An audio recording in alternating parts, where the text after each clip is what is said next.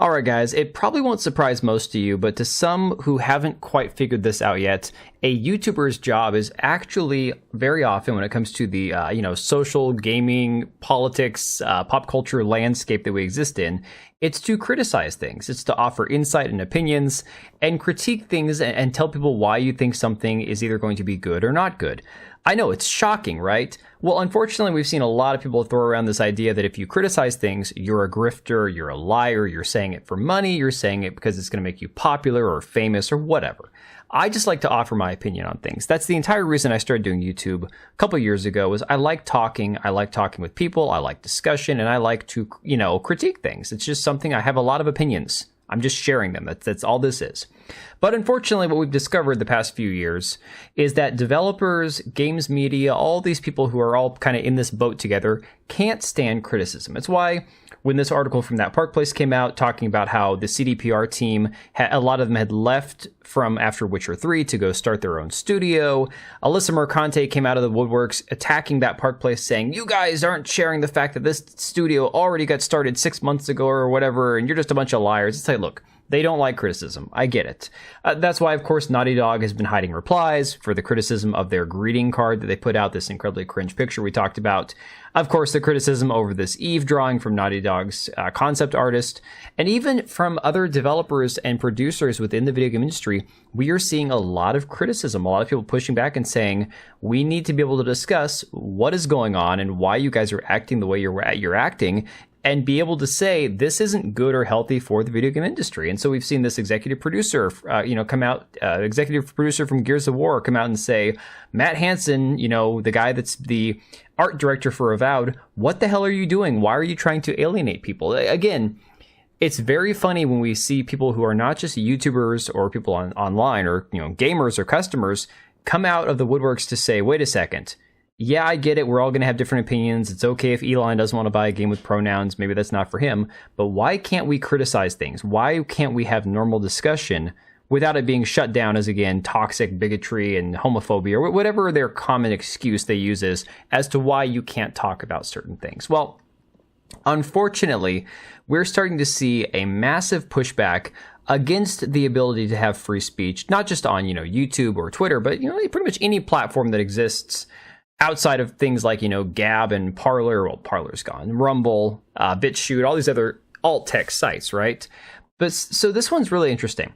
Rev Says Dezu, a massive YouTuber, is in the process, as I've seen, of the attempt of silencing him over a video that, honest to God, from what I've seen, wasn't anything at all that they labeled it as. So on Twitter here, he says, hello, Team YouTube. My latest video was age restricted for inappropriate content. There's literally nothing like that in this video. I'm talking about video game companies refusing to say Merry Christmas. I've already appealed, but would appreciate a fast response on this. And you can see right here, it was a video where he talked about how gamers cook Naughty Dog after their cringe holiday post. Again, something that's worthy of criticism.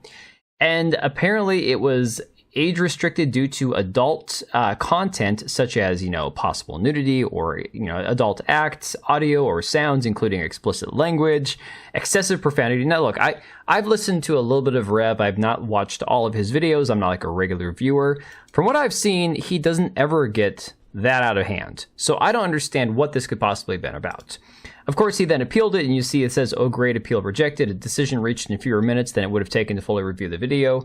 Team YouTube, please re-examine the situation and remove this clearly improperly applied age restriction. It's literally a video about gaming news and Christmas. And it's, again, him criticizing CDPR and him criticizing other studios for choosing to not use the term Merry Christmas because they didn't want to offend anybody. Again, something that you may agree or disagree is not worth talking about or worth criticizing, but it's something which he has every right to criticize himself. So again, I'm going to play a little clip of his video for you just to kind of hear it in his own terms, because there's some other stuff in here that I found interesting that I've personally experienced as well, that I think could very well be part of the reason that we are seeing some of the critiques, some of the free speech shut down even harder on sites like YouTube here. By YouTube. Now, what was I uploading yesterday that was so controversial? Well, if you actually watched the video, you'd be pretty confused as to why any of this is happening. But in case you didn't watch it, it's titled Gamers Cooked Naughty Dog After Cringe Holiday Post. Yes, very spicy stuff, as you can see. And to summarize the video, it was very simple.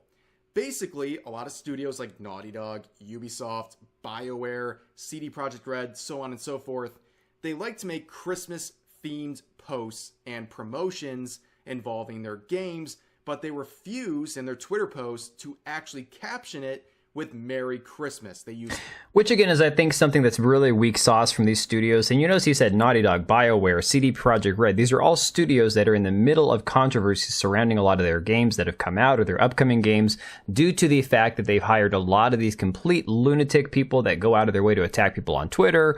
Or, of course, they have, again, the ugly androgynous characters in their games. So these are game studios at the heart of the culture war, it would seem. Happy holidays or things like that, because they're afraid of offending people by saying Merry Christmas, which is a very cancel culture type thing, right? That only people in their echo chamber would actually be concerned about. So apparently that video is so controversial, it got hit with an age restriction. But why, Rev? Why was this video age restricted? Well, it was age restricted for sexual content. Now again, if you saw the video, you would be very confused, because there's nothing sexual. This is not a Rev shitpost from the year 2019 where I'm making some meme or something like that involving anime. No, this is just a regular video talking about gaming news, and it's completely benign in terms of any sort of possible sexual content. So why is this happening? I have absolutely no idea. It seems very targeted, and I've seen other channels also mention that they've had videos demonetized on this similar subject. Now, I'm not sure which other channels he's talking about as far as the demonetized, but again, I'll get into some personal experiences that I've had as well. One thing I have not had in criticizing anybody so far in the last, I'd say, year, is anything having to do with limited monetization on a video. I've had live streams limited, and then usually when I appeal them, they get, remonetized. But again, to have something like this, something so, non-offensive, as criticizing a game studio for not wanting to say Merry Christmas to get age restricted is just absolutely insane. It's very, very weird. And again, YouTube is not surviving the allegations where basically once the second Christmas is over, they go full Gestapo, right? They start going around into monetizing anything they can because advertisers pull out. After the holidays are over, there's no point for advertisers to promote themselves on YouTube because most people spent their money. They're not trying to spend any money after the holidays. They're broke. They've spent their money. So advertisers pull out. Therefore, there's very few ads on YouTube. And this is another thing that I've wondered about, because I know a lot of people have heard me criticize the fact that as soon as I hit 10,000 subscribers, YouTube will crank that algorithm down to where all of a sudden my videos were no longer getting the 10, 15, 20, 30,000 views they were getting, even upwards of 50,000 views depending on the topic. Now, once in a while, I'll have a random video that goes viral, but then the rest of them get 2,000 views. Well, I've suspected for a while that my channel, as well as other people, either have a soft shadow ban or there's something in the algorithm that's trying to deboost them due to the fact that YouTube has too many content creators that they're paying too much money to, via the ad revenue. And now that the election is over, the ad revenue isn't there. And it seems like when you look at his analytics that he shows here on stream as well, that it very much kind of jives with what I've experienced personally. And you can see right here in this video, he talks about how right at the point where his video got age restricted, it completely cut off all the visibility for the video. The algorithm just completely deboosted it. And I've seen the exact same thing with my own video here. A couple weeks back, talking about this couple that have their own DEI consulting company that just started up at the beginning of January last year, where within 2 hours of the video going live, it got completely deboosted and then just flatlined. It was just absolutely insane. So, of course, the one happy ending for him is he did get the age restriction lifted and the video's back to being monetized.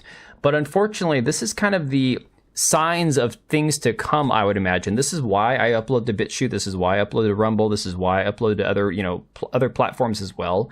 Because while I'm not making any money on those platforms, it's important to make sure that you've got another place to be if YouTube inevitably either cracks down on your content, decides you're not, worthy of being on the platform anymore, deboosts you, makes you unsearchable, all these things. So I find the timing very weird that with all the criticism of these game studios, with the election ending, with the ad revenue drying up, that we're seeing more and more of this behavior where they are deboosting people, trying to demonetize streams, demonetize channels, people who aren't even being offensive. I get it, guys. I've seen the streams from people who say some pretty unhinged stuff.